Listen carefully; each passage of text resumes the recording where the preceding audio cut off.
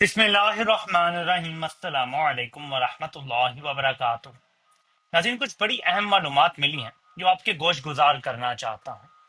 پہلے میں ذرا پچھلی ویڈیو سے جوڑ دوں، ایک چیز بھول گیا تھا جو ابھی دوبارہ آپ کے سامنے رکھنا چاہتا ہوں اور معذرت بھی چاہتا ہوں۔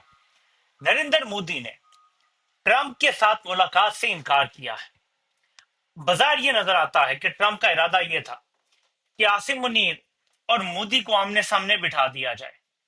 یہ پاکستان کے لیے بڑی شرمندگی کی بات ہے کہ فارم 47 کا ایسے ہی لیکن ایک وزیر اعظم موجود ہے، فارم 43 کا ایسے ہی ایک صدر بھی موجود ہے، وزیر خارجہ بھی موجود ہے۔ بے شک 17 سیٹوں پر آئے ہیں، لیکن ان کو بائی پاس کر کے اگر ٹرمپ یہ ارادہ رکھتا تھا تو یہ پاکستان کے لیے بہت ہی شرمندگی کی بات ہے کہ مودی نے ٹرمپ سے بھی ملاقات سے انکار کیا، کیونکہ اسے پتا تھا کہ آگے وہ کیا بات کہنے جا رہا ہے۔ تو یہ مودی کی طرف سے ایبسولوٹلی ناٹ ہے۔ میں آپ کو بار بار بتا رہا ہوں کہ مودی سے عالمی طاقتیں خوش نہیں ہیں۔ مودی کا یہ آخری ٹرم ہے اور بی جے پی کا بھی شاید یہ آخری ٹرم ہے۔ اس کے بعد آپ کو انڈیا میں ایک کولیشن گورنمنٹ بنتی یا کانگریس کا بڑا حصہ آپ کو نظر آئے گا بنتا ہوا۔ یہ میری پریڈکشن آج یاد رکھیے گا۔ مودی کیوں نہیں ملا؟ یہ آپ اچھی طرح جانتے ہیں کہ کشمیر پر ٹرمپ بات چیت کرنا چاہ رہا ہے، دہشت گردی کے حوالے سے بات چیت کرنا چاہ رہا ہے، اور کشمیر کا جو مجھے سمجھ آ رہا ہے ٹرمپ کہے گا یار تم اپنا رکھو، تم اپنا رکھو، کیوں پنگے لیتے ہو ایک دوسرے سے، اور پاکستان اس پہ راضی ہو جائے گا کہ انڈیا آزاد کشمیر کو پی او کے کہنا چھوڑ دے تو ہم مقبوضہ کشمیر کو آئی او کے کہنا چھوڑ دیں گے، یا آئی او کے جو ہم نے نام رکھ دیا ہے، ایلیگلی انڈین آکوپائڈ کشمیر۔ اس طرح کا کوئی سولوشن ٹرمپ دے سکتا ہے کہ مشرف اس طرح کی سملر سولوشن کی طرف پہلے بھی جا رہا تھا، اور فوج کے بڑے عرصے سے یہ مرضی ہے کہ تم تو اپنا رکھ لو، ہم اپنا رکھ لیتے ہیں، اور کہانی ختم۔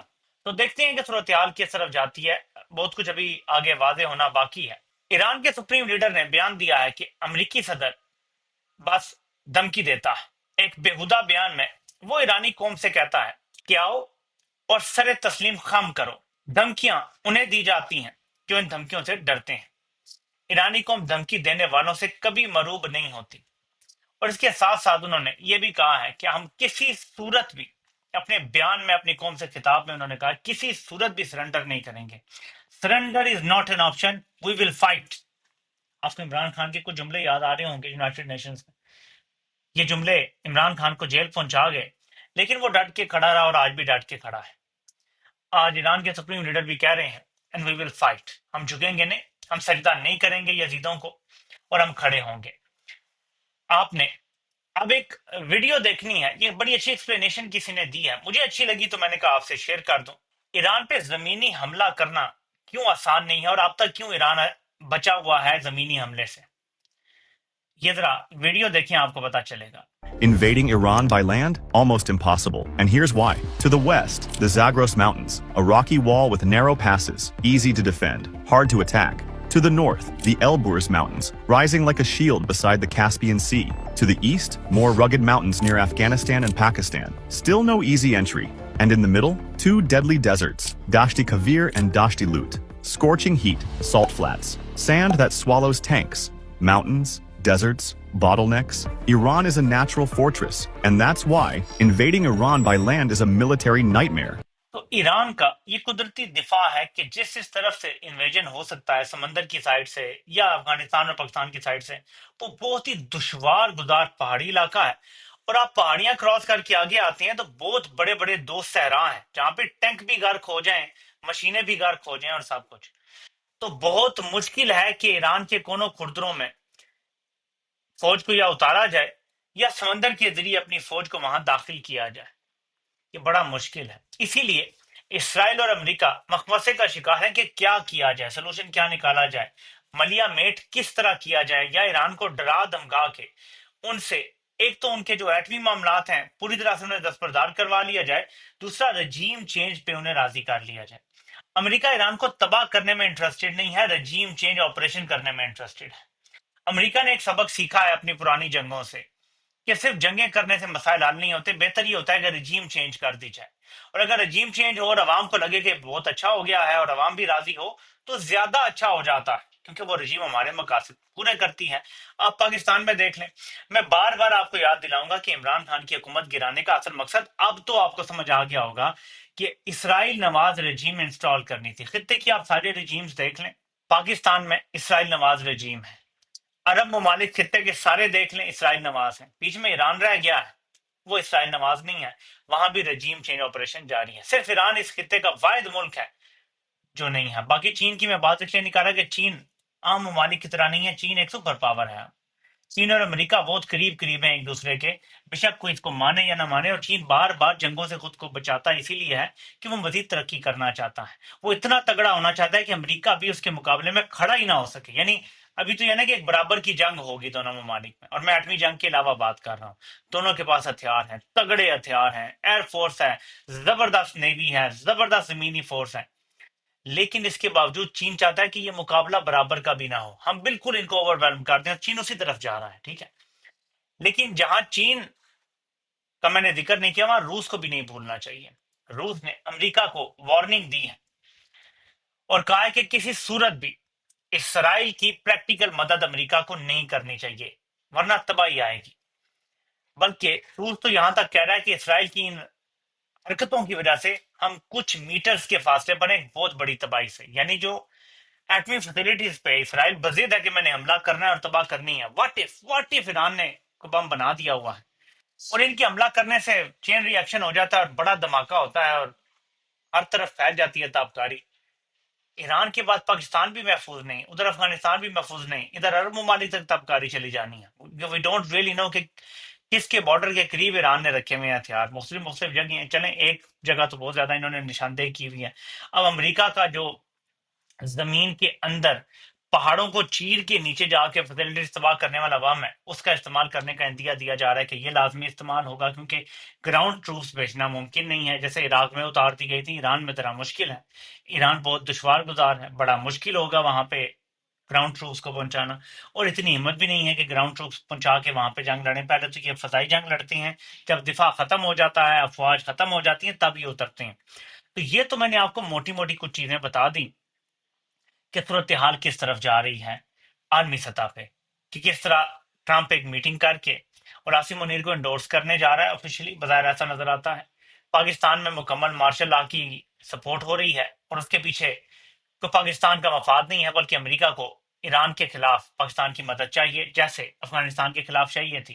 اور ہمارے جرنیلوں کے پاس ایک بار پھر چوائس ہے، عمران خان کو رہا کر کے اقتدار دے دیں، اور امریکہ کو کہیں جی کے فیصلے تو یہ کرتا ہے، ہمیں مجبور نہ کریں، اور عمران خان سارا پریشر برداشت کر لے گا، یا دوبارہ سرنڈر کریں اور پاکستان کو دوبارہ کسی کی جنگ کا ایندھن بنائیں اور پاکستان کی طرف نئی تباہیوں کو لیں۔ مت بھولیں کہ پاکستان کی 20 سے 30% کے درمیان آبادی اہل تشیع کی ہے، 20% تو ایک ایسٹیمیٹ بتایا جاتا ہے، لیکن آپ 20 سے 25 کے درمیان کر لیں کیونکہ تھوڑی اوپر نیچے بھی ہو سکتی ہے۔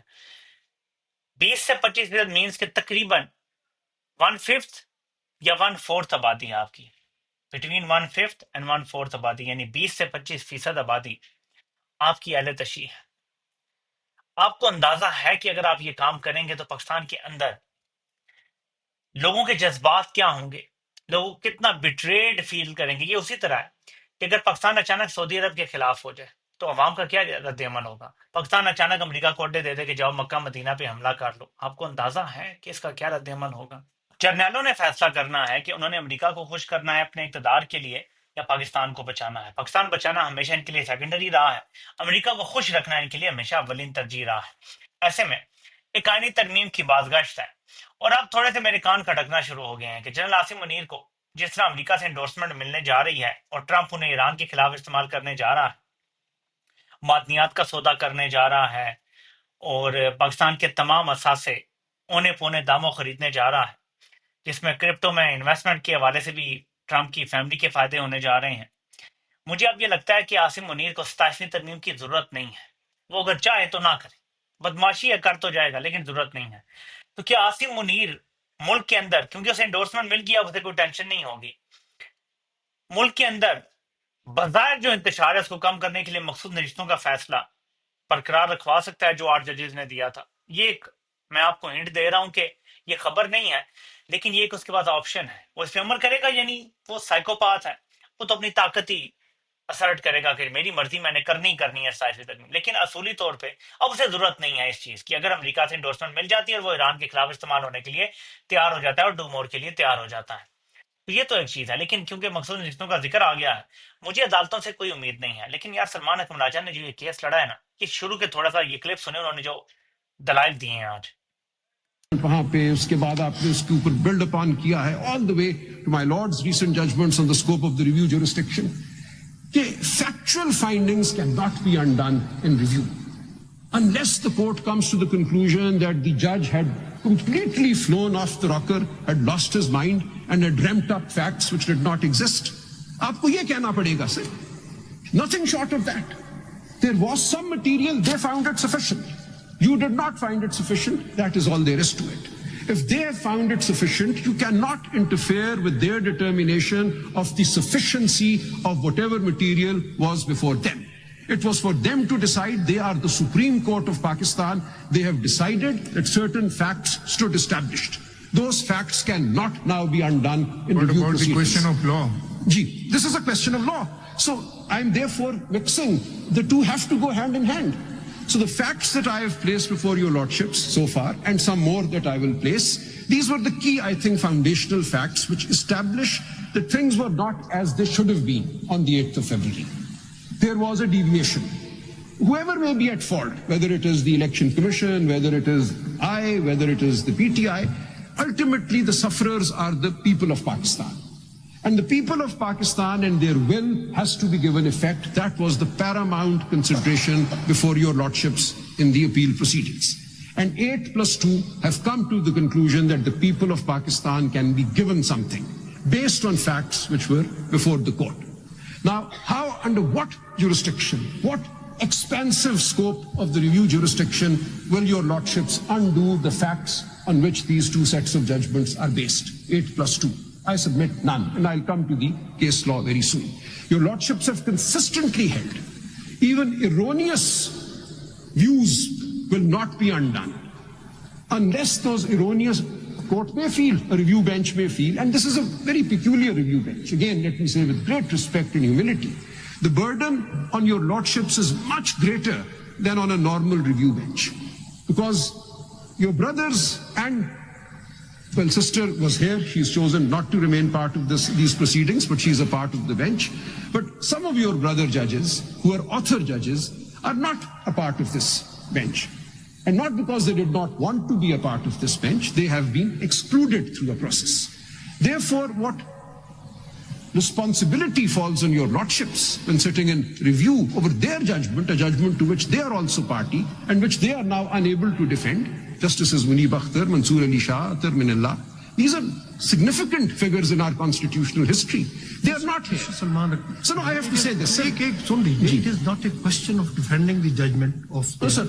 It is our judgment. Yes. We are here in the review. You don't But sir, think obviously, that- sir, if you हम have an सारे opinion- जज वो हमारी जजमेंट Sir, होता ये हमारी है। ही जजमेंट है Sir, मैं अर्ज करूं। और वो उन्होंने कोई डिफेंड नहीं करना था। देखिए उन्होंने हमारी अपना point of हम view तो अपनी express judgment करना था ना। खुद ही रिव्यू करते हैं जब आप Sir, आते हैं कि ऐसे बिल्कुल कोई ठीक point फरमा होता रहे हैं, है। sir, Not a question of defending. as a textbook matter, what my lord is saying is completely correct, but we know there is a human reality to it.